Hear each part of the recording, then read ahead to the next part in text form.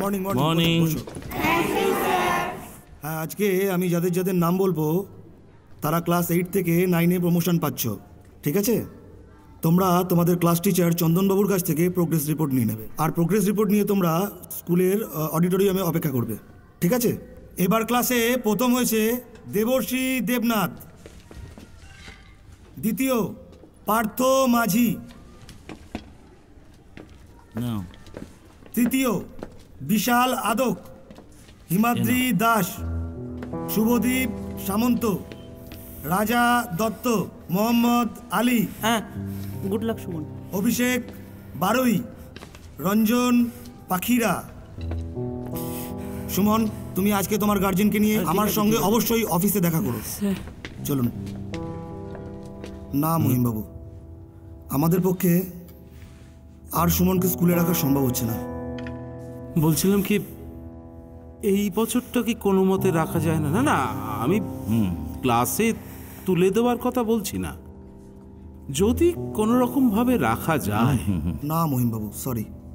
দেখুন, এই অঞ্চলে আমাদের স্কুলের যথেষ্ট সুনাম আছে। তাছাড়া নিয়ম ভেঙে আপনাকে তো আগে ডেকেও আমরা জানিয়েছি, কিন্তু কোনো লাভ হয়নি। আপনি বরং অন্য কোথাও ওকে ভর্তির ব্যবস্থা। পড়াশোনাটা কমপ্লিট করতে হবে, একটা ভালো মানুষ হতে হবে। ও কি বলছে এসব? না না না, তা কি করে হয়? কিরে, লেখাপড়া না করলে চলবে? সত্যি বলছি মামা, আমার পড়াশোনাটা হবে না, আমার পড়তে ভালো লাগে না। তোকে নিয়ে আমাদের কত আশা ছিল। পারবো না, সত্যি পারবো না। তোমরা আর আমাকে জোর করো না, আমার জন্য আবার তোমাদের শুধু শুধু কষ্ট হবে। আর তুই পড়াশোনা না করলে বুঝি আমাদের কষ্ট হবে না? জানি হবে, আমি আর পড়বো না। হ্যাঁ, আমি তোমার দোকান সামলাবো মাইমা, আমি বাড়ির সব কাজকর্ম করব। তোমরা খালি একটু আমায় দেখিয়ে দিও, তাহলেই হবে। দেখিয়ে দিও।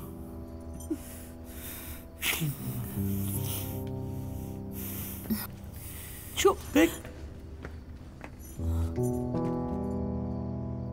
শেষে ছেড়েই দিলি?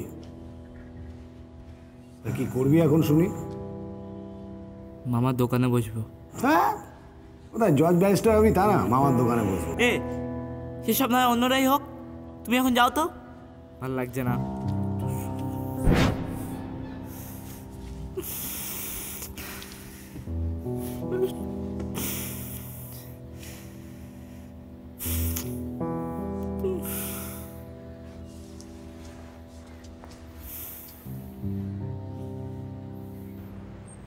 আমি না কখনো ভাবতেই পারিনি তোমার মতন একজনকে পাবো।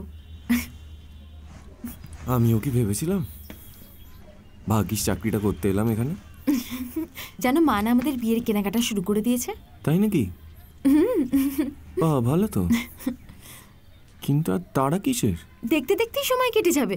মা তো পুরুত ঠাকুরকেও আসতে বলেছেন, উনি এসে গেলেই একটা ডেট ফিক্স করে দেবেন। বাবা, তাহলে তো আমাকে এবার কি না, আমার কাজগুলো এবার সারতে হবে তাহলে।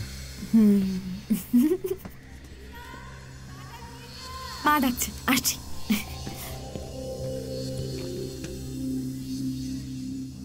দেখতে দেখতে অনেকগুলো দিন কেটে গেল, এখন আমি সব কাজ শিখে গেছি।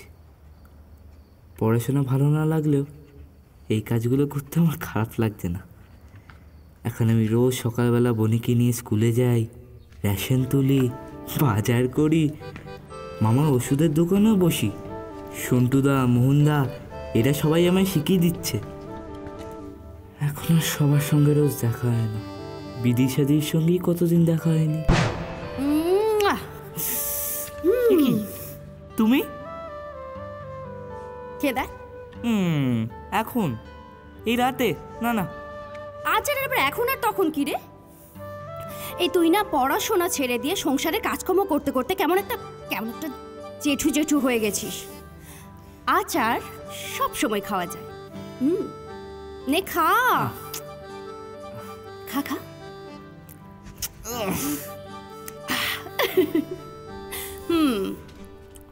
আচ্ছা, এবারে বলতো, তুই মুখ হাতটা এমন করে রেখেছিস কেন?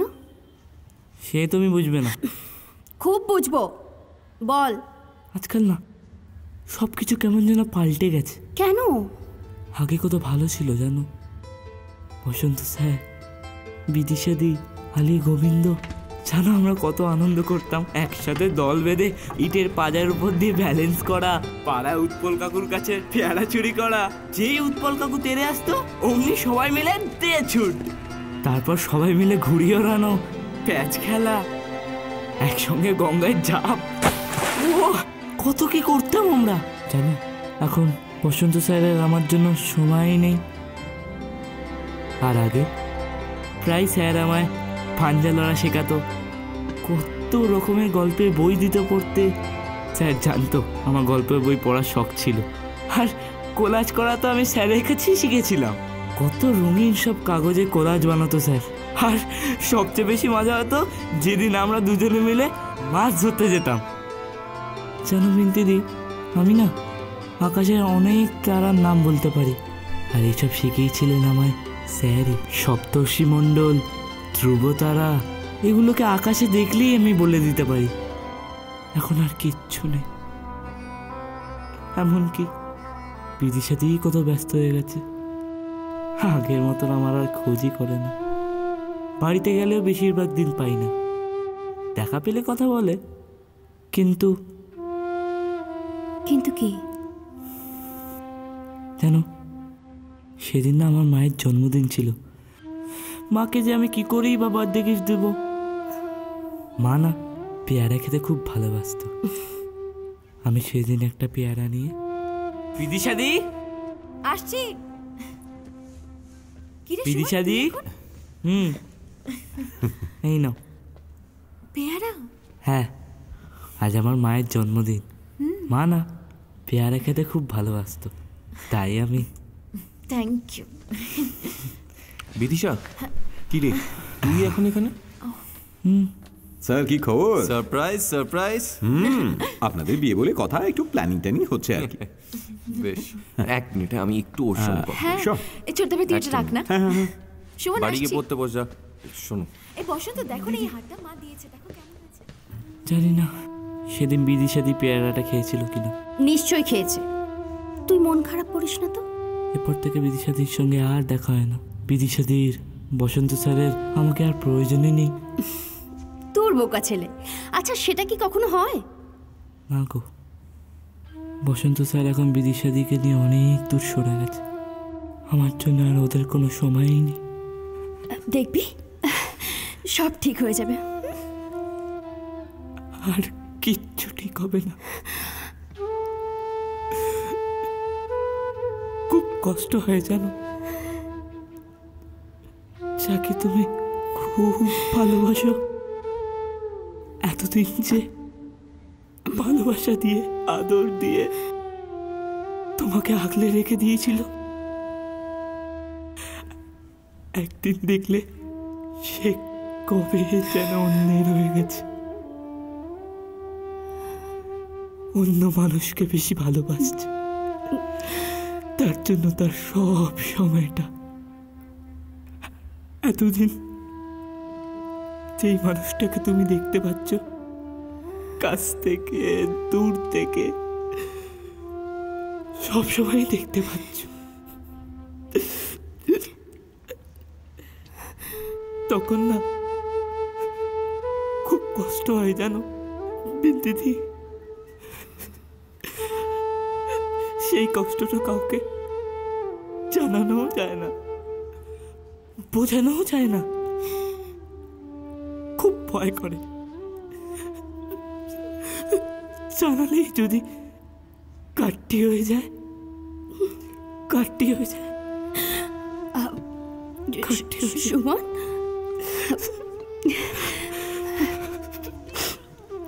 কাটটি হয়ে যায়। দেখবি সব ঠিক হয়ে যাবে। মাইমা, ও মাইমা। কিরে তুই এসব নিয়ে আবার উপরে এলি কেন? নিচে রান্নাঘরে রেখে দিলেই তো পারতিস। তোমায় দেখাতে এলাম। শোন, আজ আমরা বেরোবো, আমাদের ফিরতে রাত হবে। কোথায় যাবে? ও বাড়ি যাবো। তুই কিন্তু দোকান থেকে ফিরে আজ আর কোথাও বেরোস না। না না, আমি বাড়িতেই থাকবো। দুপুরবেলা দোকান বন্ধ করে সোজা বাড়িতে চলে আসবো, চিন্তা করো না।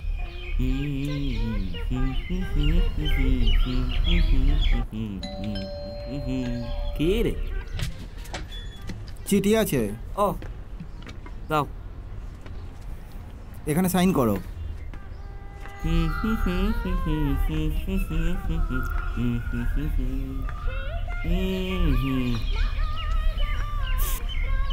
শান্তি যে সেলাইও করতে দেবে না।